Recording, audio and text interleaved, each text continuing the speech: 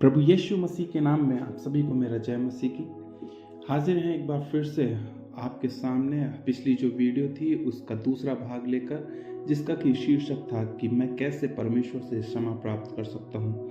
मेरे प्रिय भाइयों बहनों, हमने पिछली वीडियो में जो देखा था वो क्या था कि क्षमा क्या है और इसकी आवश्यकता आपको और मुझे क्यों है। दूसरा चीज हमने देखा था कि क्षमा हमें मिल कैसे सकती है, और तीसरी बात कि क्या क्षमा प्राप्त करना आसान है। इन सब बातों को हमने देखा था कि कैसे हम क्षमा को प्राप्त कर सकते हैं। लेकिन आपके सामने मैंने एक प्रश्न छोड़ा था, और वो ये था कि क्षमा प्राप्ति के बाद क्या, जब आपको इस बात का एहसास हो जाए कि आपको परमेश्वर से क्षमा मिल चुकी है, उसके बाद क्या। तो आज की इस वीडियो में हम देखेंगे कि परमेश्वर क्या चाहता है आपके जीवन से। जब आप परमेश्वर के समीप आ गए, जब आपने परमेश्वर से क्षमा को प्राप्त किया है, तब आपका जीवन कैसा होना चाहिए। लेकिन वीडियो में जाने से पहले मैं कुछ बातों को आपके सामने रखना चाहूँगा। मैंने आपको बताया था, आपको लिखना है कि मैंने प्रभु यीशु को स्वीकार कर लिया है, लेकिन किसी का भी कमेंट नहीं आया। काफ़ी ज़्यादा अच्छे ठीक ठाक व्यू आए हैं वीडियो पर। तो मेक श्योर करिए आप पूरी वीडियो देखा करिए। इसका सीधा सीधा इंडिकेट यही है कि आप पूरी वीडियो नहीं देख रहे हैं। तो परमेश्वर आपसे किस प्रकार से वचन से बात कर सकता है, ठीक है, जब आपके पास 14-15 मिनट परमेश्वर के वचन को सुनने के लिए नहीं है। तो मेक श्योर कीजिए कि आप पूरा परमेश्वर के वचन को सुने, जो भी पूरा संदेश है उसको पूरा सुने, ताकि आप आत्मिक रूप से आशीषित हों। दूसरी चीज, मैं देख पा रहा हूँ बहुत कम लोग जो है सब्सक्राइब कर रहे हैं चैनल को, दूसरों के साथ शेयर कर रहे हैं। आप मेक श्योर करिए कि आप लाइक भी जरूर से वीडियो को कर दिया करें। तो अब ज़्यादा इधर उधर की बात ना करते हुए मैं सीधे आपको टॉपिक पर लेकर आना चाहूँगा कि जब हमने एक बार प्रभु यीशु मसीह को स्वीकार कर लिया, जब हमने क्षमा को प्राप्त कर लिया और हमारा विश्वास अब यीशु मसीह में है, तो अब आगे क्या। तो सबसे पहले मैं आपको कॉन्ग्रेचुलेट करना चाहूँगा, मैं आपको बधाई देना चाहूँगा कि आपने अपने जीवन के लिए एक जीवन बदलने वाला निर्णय लिया है। अब आप शायद पूछ रहे होंगे कि अब आगे क्या करना है। मुझे जो करना था, मैंने परमेश्वर से क्षमा प्राप्त के लिए प्रार्थना करनी थी, जैसा आपने ब्रदर बोला था वैसा मैं कर चुका हूँ। तो अब मैं परमेश्वर के साथ जो मेरी आत्मिक यात्रा है उसको मैं कैसे आरंभ करूँ। लेकिन उन सबसे पहले मैं आप लोगों को बताना चाहूँगा कि मैं आज आपके सामने कुछ पॉइंट्स को रखना चाह रहा हूँ, जो आप धीरे धीरे समझेंगे। पॉइंट बाय पॉइंट हम लोग आगे चलेंगे और जानेंगे कि अब आगे की जो यात्रा है आपकी परमेश्वर के साथ, वो आप किस प्रकार से कर सकते हैं। पहला पॉइंट मैं आप लोगों के सामने रखूंगा कि आपको ये सुनिश्चित करना है कि आप उद्धार को समझते हैं। ध्यान से सुनिएगा, मैंने क्या बोला कि आपको ये सुनिश्चित करना है कि आप उद्धार को समझते हैं। जैसा कि पहला यूहन्ना और उसका 5 अध्याय 13 पद क्या बोलता है कि मैंने तुम्हें जो परमेश्वर के पुत्र के नाम पर विश्वास करते हो इसलिए लिखा है कि तुम जानो कि अनंत जीवन तुम्हारा है। आज जब आप ये वीडियो को देख रहे हैं मेरे प्रियो, तो ये वीडियो आपके सामने इसलिए है ताकि आप ये बात को जानें कि अनंत जीवन आपका है। हालेलुया। परमेश्वर चाहता है कि हम उद्धार के अर्थ को समझें। परमेश्वर हमसे चाहता है कि हमें इस निश्चितता का आत्मविश्वास हो कि हम बचा लिए गए हैं, आप बचाए जा चुके हैं। आइए हम कुछ उद्धार की मुख्य बातों को देखते हैं। पहली चीज है कि परमेश्वर का वचन बताता है रोमियो 3 और उसका 23 में कि सबने पाप किया है। जो कुछ भी हमने किया है ना, वो परमेश्वर को प्रसन्न करने वाला है। रोमियो 3 का 23 क्या बोलता है कि इसलिए कि सबने पाप किया है और परमेश्वर की महिमा से रहित हैं। सब कुछ जो हम कर रहे हैं इस धरती पर रहकर, वो परमेश्वर को अप्रसन्न करने वाला है। दूसरी चीज हम लोग देखेंगे कि अपने पापों के कारण हम परमेश्वर से अनंत काल के लिए अलग होने के दंड के पात्र हैं। फिर से मैं आपको एक रेफरेंस देता हूँ, आप घर पर आराम से पढ़िएगा और मैं स्क्रीन में भी लगा दूंगा, और ये सारे रेफरेंस आपको डिस्क्रिप्शन बॉक्स में भी मिल जाएंगे। आप आराम से इत्मीनान से पढ़ सकते हैं। इसमें लिखा है रोमियो 6 और 23 में, क्योंकि पाप की मजदूरी तो मृत्यु है, परंतु परमेश्वर का वरदान हमारे प्रभु यीशु मसीह में अनंत जीवन है। हालेलुया। अगला पॉइंट मैं आप लोगों के सामने रखता हूँ कि हमारे पापों के दंड की कीमत चुकाने के लिए यीशु क्रूस पर मरा। ठीक है। जैसा कि रोमियो 5 और उसके हम 8 पद में पढ़ते हैं कि परमेश्वर हम पर अपने प्रेम की भलाई इस रीति से प्रकट करता है कि जब हम पापी ही थे तभी मसीह हमारे लिए मरा, है ना। तो यीशु हमारे स्थान पर उस दंड को लेते हुए मरा जिसके पात्र आप और मैं थे। उसके जी उठने ने ये प्रमाणित कर दिया कि यीशु की मृत्यु हमारे पापों का दाम चुकाने के लिए पर्याप्त थी। और चौथा और अंतिम पॉइंट है कि परमेश्वर उन सबको क्षमा तथा उद्धार प्रदान करता है जो अपना विश्वास यीशु में उसकी मृत्यु के ऊपर यह विश्वास रखते हुए करते हैं कि वो हमारे पापों का दाम चुकाने के लिए थी। जैसा कि आप पढ़ सकते हैं यूहन्ना 3:16 आप लोग पढ़ सकते हैं, सभी लोगों ने पढ़ा है। रोमियो 5:1 आप पढ़ सकते हैं, उसमें लिखा है क्योंकि हम विश्वास से धर्मी ठहरे तो अपने प्रभु यीशु मसीह के द्वारा परमेश्वर के साथ मेल रखें। हालेलुया।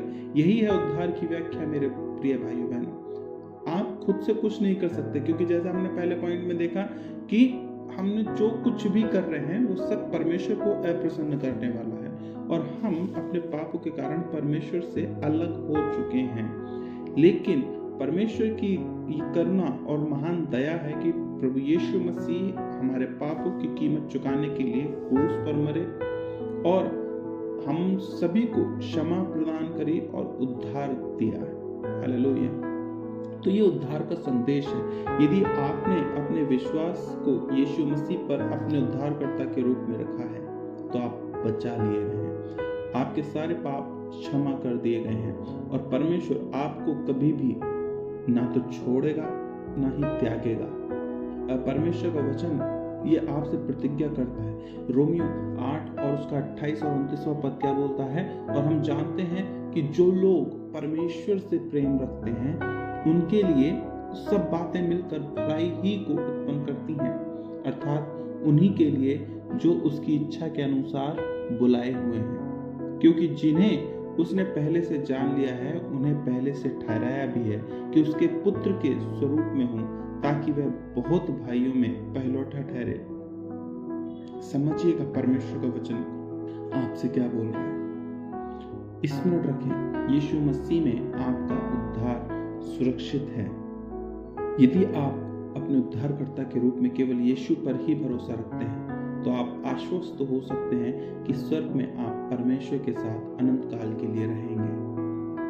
पहली बात हमने और आपने समझी कि हमें सुनिश्चित करना है कि हम उद्धार को समझते हैं। आई होप आप समझ चुके होंगे। दूसरा चीज आपको जो करना है, जब आपने परमेश्वर से क्षमा को प्राप्त कर लिया, आपको इस चीज का एहसास हो गया कि उद्धार आपका है, तो दूसरी चीज आपको क्या करना है कि एक अच्छी कलीसिया की खोज करनी है जो बाइबल की शिक्षा देती हो। बाइबल की शिक्षा तोड़ मरोड़ कर ना देती हो, वरन सच में जैसा परमेश्वर का वचन बताता है वैसी ही शिक्षा देती हो।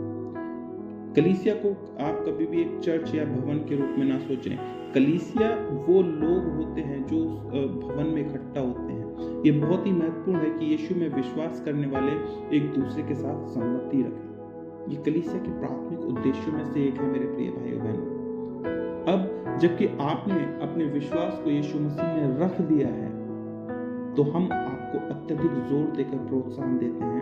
मैं आपको प्रोत्साहित करना चाहता हूं मेरे प्रिय भाई बहनों कि आप अपने क्षेत्र में एक बाइबल आधारित विश्वासी कलीसिया की खोज करें और इसके पास्टर से बात करें। यीशु मसीह में अपने नए विश्वास के बारे में उनको परिचित कराएं, उनसे बताएं कि परमेश्वर ने कैसे आपसे बात किया है। कलीसिया का दूसरा उद्देश्य है बाइबल की शिक्षा देना। आप परमेश्वर के निर्देशों को अपने जीवन में कैसे लागू करना सीख सकते हैं। बाइबल को समझना एक सफल और सामर्थी मसीही जीवन यापन करने की चाबी है मेरे प्रिय भाई बहनों। दूसरा तीमुथियुस 3 और उसका 16-17 क्या बोलता है कि संपूर्ण पवित्र शास्त्र परमेश्वर की प्रेरणा से रचा गया है और उपदेश और समझाने और सुधारने और धार्मिकता की शिक्षा के लिए लाभदायक है, ताकि परमेश्वर का जन सिद्ध बने और हर एक भले काम के लिए तत्पर हो जाए। हालेलुया। तीसरी चीज, कलीसिया का जो तीसरा उद्देश्य है वो है आराधना। हालेलुया। परमेश्वर के सभी किए हुए कार्यों के लिए धन्यवाद देना, यही आराधना है। परमेश्वर ने हमें बचाया है, परमेश्वर हमसे प्रेम करता है, परमेश्वर हमारे लिए सभी वस्तुओं का प्रबंध करता है, परमेश्वर हमारा मार्गदर्शन करता है और हमें निर्देश देता है, हमें क्यों नहीं उसका धन्यवाद करना चाहिए।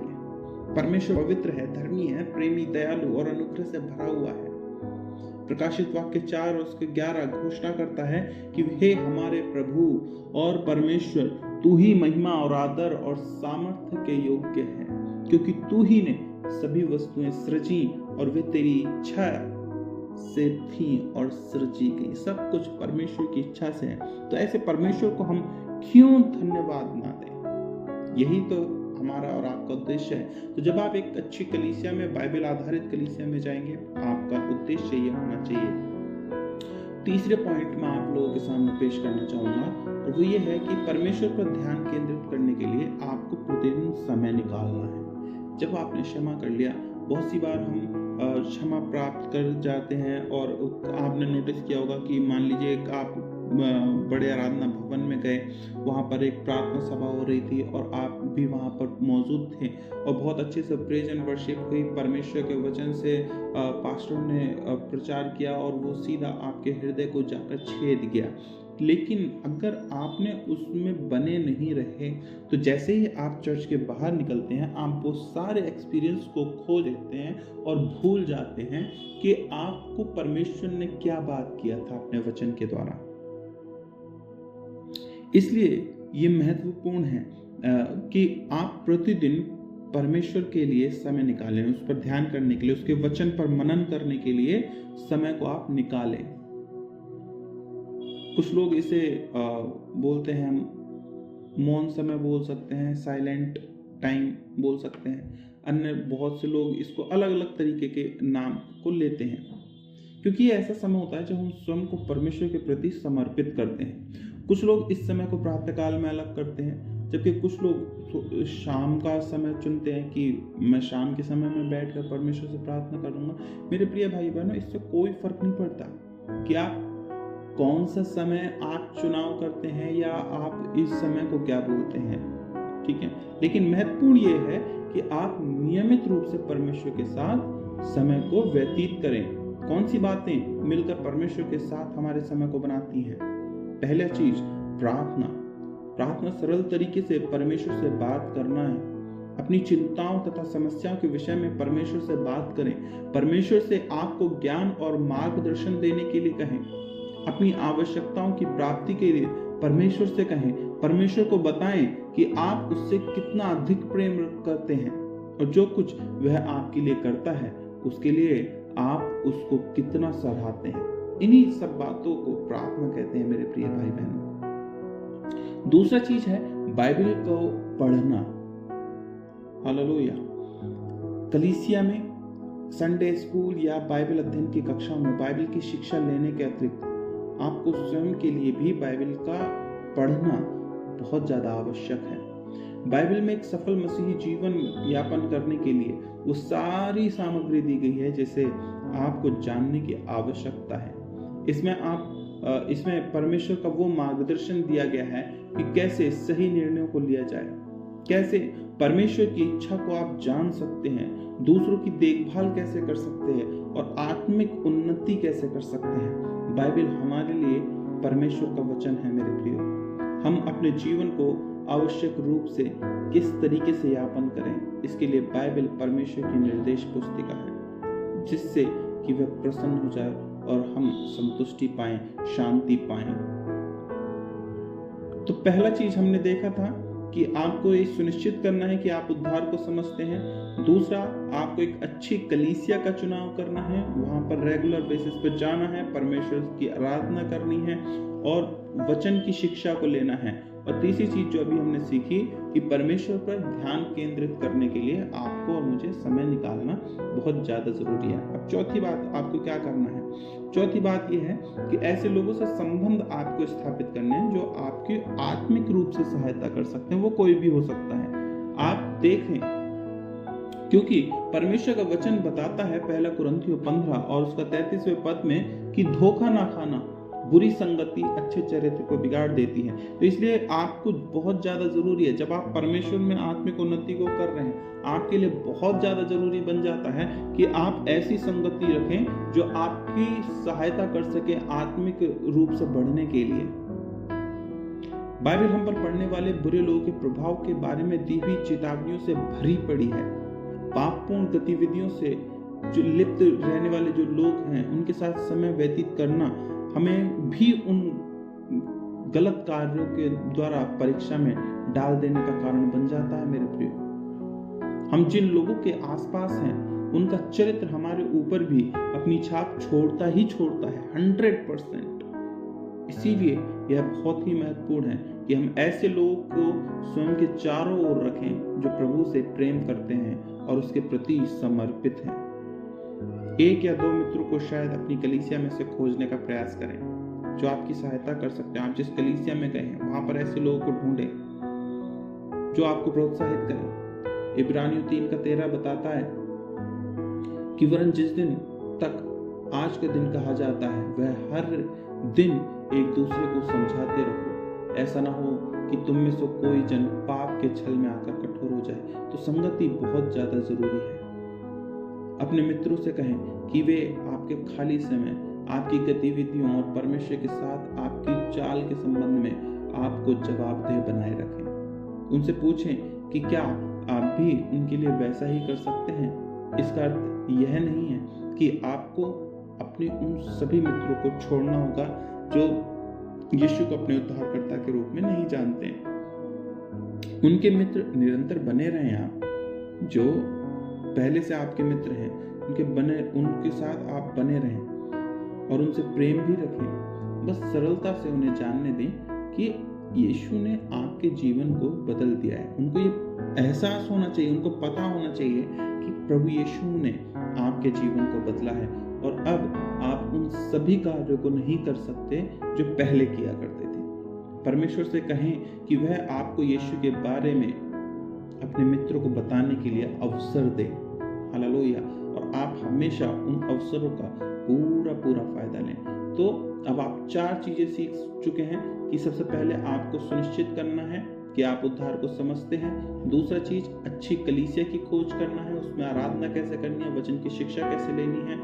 तीसरा चीज हमने देखा है कि परमेश्वर के लिए प्रतिदिन आपको समय निकालना है, मेडिटेशन करने के लिए, बाइबल पढ़ने के लिए, प्रार्थना करने के लिए। और चौथा चीज कि हमें ऐसे लोगों से संबंध विकसित करना है जो आपकी आत्मिक सहायता कर सकते हैं। अब 5वां चीज जो कि बहुत ही महत्वपूर्ण है, और वो ये है कि आपको बपतिस्मा लेना है। बहुत से लोगों को बपतिस्मा के बारे में भ्रम है, बहुत सी गलत भ्रांतियां फैली हुई हैं। जो शब्द है बपतिस्मा का, इसका अर्थ है पानी में डुबकी लगाना। बपतिस्मा यीशु में अपने नए विश्वास और उसका अनुसरण करने के लिए आपके समर्पण को सार्वजनिक तौर पर, सामाजिक तौर पर घोषित करने का एक बाइबल आधारित तरीका है। पानी में डुबकी लगाने की क्रिया ये दर्शाती कि हम यीशु के साथ गाड़े गए हैं। पानी में से बाहर आने की क्रिया यीशु के जी उठने का चित्रण है। बपतिस्मा लेने से स्वयं को यीशु की मृत्यु, उसके गाड़े जाने और जी उठने के साथ पहचान कराना है। आप पढ़ सकते हैं रोमियो 6 और उसका 3 और 4 पद। बपतिस्मा वो नहीं है जो आपको बचाता है। बपतिस्मा आपके पापों को नहीं धोता है। बपतिस्मा तो बस केवल आज्ञाकारिता का एक कदम है। उद्धार के लिए केवल मसीह में ही आपके विश्वास की एक सार्वजनिक घोषणा है। ध्यान से सुनिएगा मैं क्या बोल रहा हूँ। बपतिस्मा लेने से आपको गारंटी नहीं है कि आप स्वर्ग में जाएंगे, आपके सारे पाप धुल चुके हैं। नहीं, उसके लिए आपको खुद से मेहनत करना होगा। ये केवल एक कदम है आज्ञाकारिता का। हालेलुया। बपतिस्मा इसलिए महत्वपूर्ण है क्योंकि ये मसीह पर आपके विश्वास और उसके प्रति आपके समर्पण की सार्वजनिक घोषणा करने के लिए आज्ञाकारिता का कदम है। अगर आप बपतिस्मा लेने के तैयार हैं, बपतिस्मा लेने के लिए अगर आप तैयार हैं, तो आपको किसी पास्टर से बात करनी चाहिए। आप जिस कलीसिया में जा रहे हैं उस पास्टर से आप बात करें, उनसे कहें कि मैं अपना जीवन प्रभु के लिए देना चाहता हूँ, मैं बपतिस्मा लेना चाहता हूँ। वो आपकी मदद करेंगे। अगर आपके जीवन में अभी कोई ऐसे पास्टर या प्रभु का सेवक नहीं है तो आप डायरेक्टली मुझसे संपर्क कर सकते हैं। नीचे डिस्क्रिप्शन बॉक्स में आपको मेरा कॉन्टैक्ट नंबर मिल जाएगा, आप व्हाट्सएप मैसेज कर सकते हैं, आप टेलीग्राम पर मुझसे संपर्क कर सकते हैं। सब चीज़ मैं नीचे आपको दे दूंगा। और अगर आप हमारी सेवकाई में योगदान देना चाहते हैं तो मैं नीचे एक UPI ID दे दूंगा, आप उस पर अपने भेंट भेजकर परमेश्वर की सेवकाई में हमारा योगदान कर सकते हैं। परमेश्वर आप सभी को आशीष दे। मैं आशा करता हूँ आपने पांचों के पांचों पॉइंट्स को ध्यान से सुना होगा, नोट किया होगा। परमेश्वर आप सभी को आशीष दे। एक बार फिर से आह्वान करना चाहता हूँ, अगर वीडियो आपको पसंद आता है, अगर परमेश्वर ने आपसे बात किया है, आप दूसरे लोगों के साथ भी इसको जरूर से जरूर साझा करें ताकि अन्य लोग भी इस वीडियो के माध्यम से अपने जीवन को परमेश्वर के लिए दे सकें और आशीषित हों। परमेश्वर आप सभी को आशीष दे। आमीन।